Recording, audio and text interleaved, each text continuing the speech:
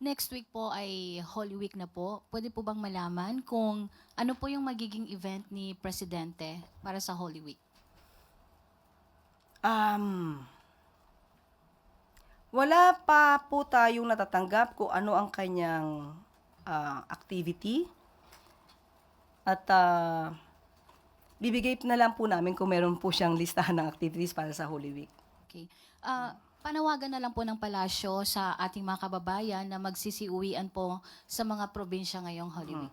Okay, meron po, nilabas na rin po ang DOTR. At sila po ay may direktiba po sa DOTR na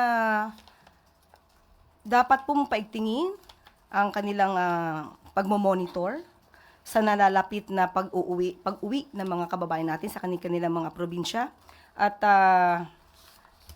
sabi nga po, nagbigay po ng order ang ating Pangulo, hindi lamang po sa DOTR, pero sa mga attached agency po, to ensure the safety and convenience of all the passengers who will be traveling to their hometowns or will have vacations.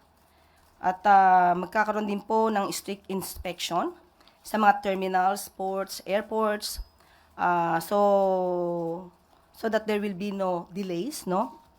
To the operations prior to the Holy Week. Kasi po, mas marami pong maaaring magkaroon ng delays kapag maraming nagbabiyahe. So, yan po ay pinamomonitor ng ating Pangulo sa ating mga concerned agencies.